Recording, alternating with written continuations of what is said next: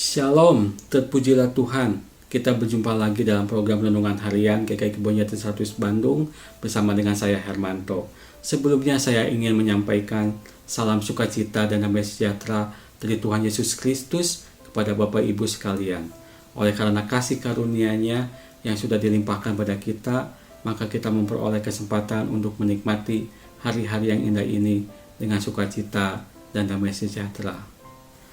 Bapak Ibu yang terkasih, pada hari yang sangat berbahagia ini, mari kita lengkapi aktivitas kita dengan merenungkan firman Tuhan yang diambil dari Kejadian 43. Di dalam Kejadian pasal 43 ini, kita bisa membagi dua bagian, yaitu bagian pertama dimulai dari ayat 1 sampai dengan 15, yang mengisahkan bagaimana pergumulan Yakub pada saat anak-anaknya akan pergi ke Mesir untuk kedua kalinya. Dan bagian kedua dimulai dari ayat 16 sampai dengan 34 yang mengisahkan tentang Yusuf dan saudara-saudaranya pada saat di Mesir. Pada Kejadian 43 ayat 1 sampai dengan 15 dikisahkan bahwa telah terjadi kelaparan yang sangat hebat di negeri Kanaan, tempat Yakub dan anak-anaknya tinggal. Pada saat itu Yakub menyuruh anak-anaknya untuk pergi ke Mesir dengan tujuan membeli bahan makanan di sana. Tetapi ada satu syarat yang ditetapkan oleh penguasa di Mesir. Apabila mau membeli makanan, mereka harus membawa adiknya yang paling kecil, yaitu Benyamin, untuk ikut ke tanah Mesir.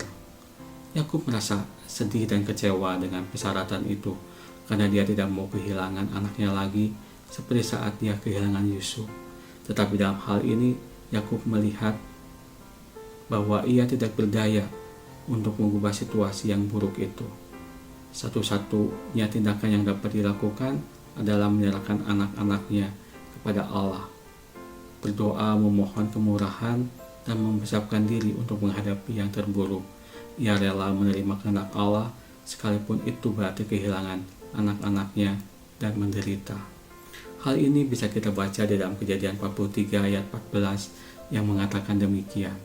Allah yang Maha Kuasa kiranya membuat orang itu menaruh belas kasihan kepadamu, supaya ia membiarkan saudaramu yang lain itu beserta Benyamin kembali. Mengenai aku ini, jika terpaksa aku kehilangan anak-anakku, biarlah juga kehilangan. Akan tetapi, ketika semua ini berakhir, seperti yang kita ketahui, Yakub mengakhiri hidupnya dengan bersukacita di dalam Allah dan percaya pada Dia yang telah menuntun hidupnya selama ini.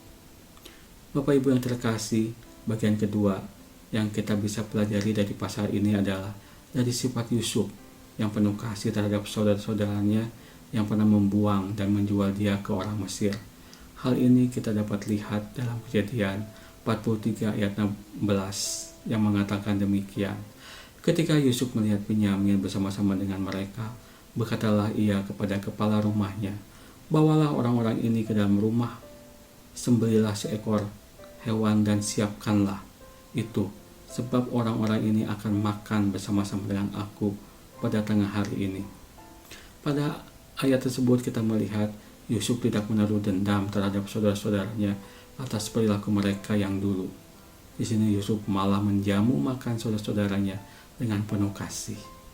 Bapak Ibu yang terkasih, di dalam renungan kita hari ini kita diingatkan untuk tetap berserah pada Tuhan dalam segala hal seperti yang dilakukan oleh Yakub, dan juga kita belajar dari Yusuf untuk tidak menaruh dendam terhadap orang yang telah mengecewakan kita.